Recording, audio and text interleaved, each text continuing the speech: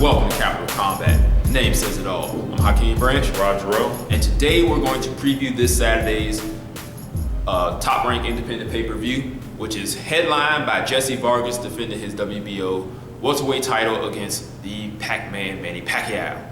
Also on that card, we have, I think, 3 other fights, which all are title fights. All under the WBO. Which Rob is going to run through right now. All right, so the first one is going to be Zhu Shiming versus Prasisak Papillon. I butchered that. And that's going to have to.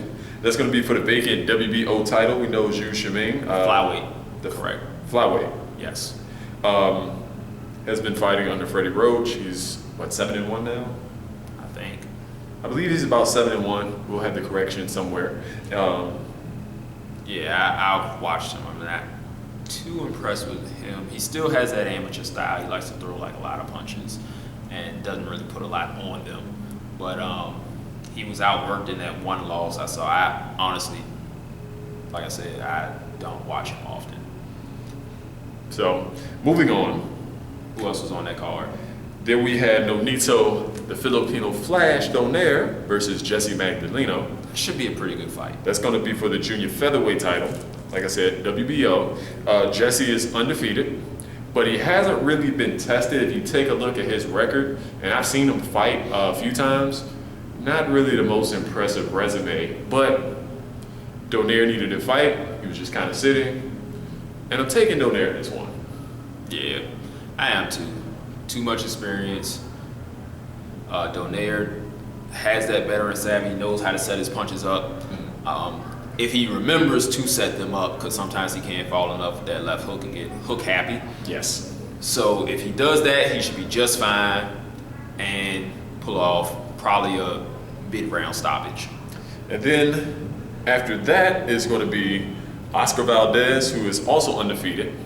He's the hard hitter under a top-rated stable. And he's fighting Hiroshige Asawa, and that's for the WBO featherweight title. Valdez looks really good. I have no clue who. Say his name again? Hiroshige Asawa.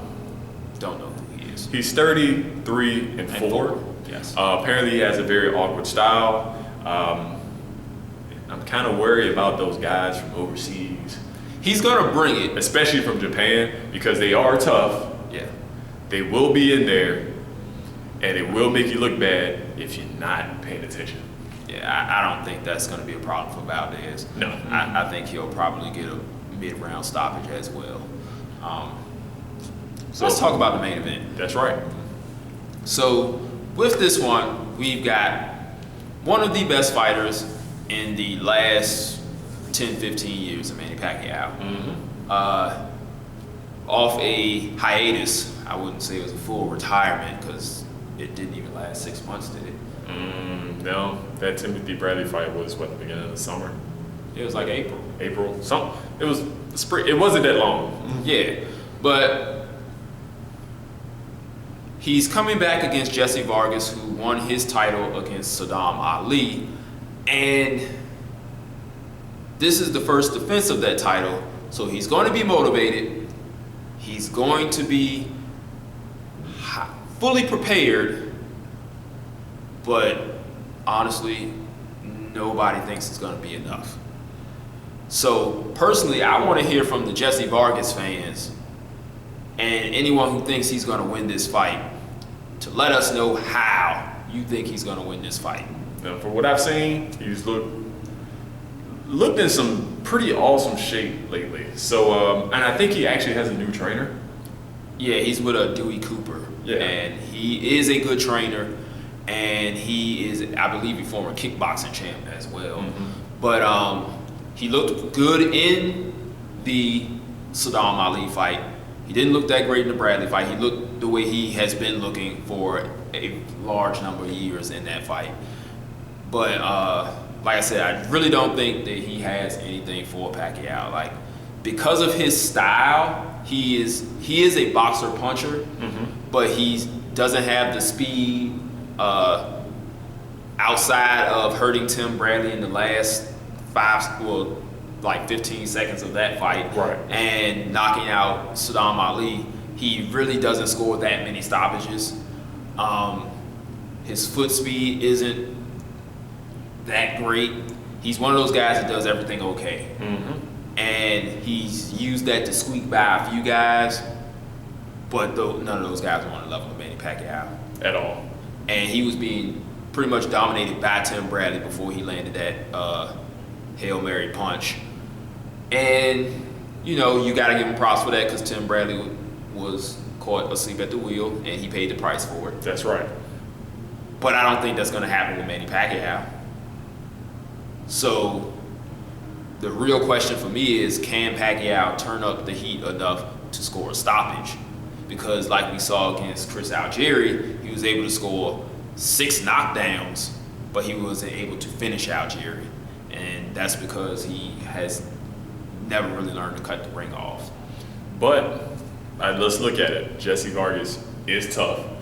He's never been knocked out, and I actually don't even think he's been really knocked down that often either. I don't think he's been knocked down at all. I have not seen him knocked down. I've seen most of his fights, and I cannot recall him being knocked down. And he's fought some pretty good punchers. Tim Bradley's not one of them, but Tim Bradley was just beating him to the punch each time. And if Tim Bradley is beating you to the punch, especially with a jab, then Pacquiao's really going to beat him to the punch. Yeah, that's what I'm saying. Like the hand speed, advantage Pacquiao. Foot speed, advantage Pacquiao. Power, advantage Pacquiao. Even though he's not even a natural welterweight, he dropped Bradley twice. He beat Margarito's eye out. He stopped Miguel Cotto. Ricky Hatton's at 140. And even though none of those knockouts came past 2009, and he did drop what's her name, Algieri. He dropped him. That was in 2014. And then this past April, he dropped Bradley twice. So the power's still there. And we really just find out how tough Jesse Vargas is. Can he take this for 12 rounds? Or does Manny Pacquiao finally get that long-awaited stoppage that we've all been accustomed to seeing him get in the past? So that's the real question for me, because I don't really see Vargas having much success at all in this fight. Even though he's going to be highly motivated and fully prepared, it just won't be enough. I think it's going to look a lot like the Brandon Rios fight. I just think Vargas will actually throw more punches this time than Rios did, or had the opportunity to throw or the wherewithal, because Pacquiao really just went into a circle and just punched him for 12 rounds. And he's going to do the same thing again. Like I said, Pacquiao loves to cut angles on guys. He will step off to the side and counter with that straight left down the middle, in between the jab, which he's probably going to do again. He likes to hook, duck under. His bread and butter, the feint jab, 1-2. And it's all going to work. Now, like everyone else, they're going to try to land the counter right hand, punch with Pacquiao, land the right hand down the pipe, like Marquez did, and Mayweather was successful with it, but let's face it, Jesse Vargas is not either one of those guys. Algieri tried it, it landed. I think he did it like twice.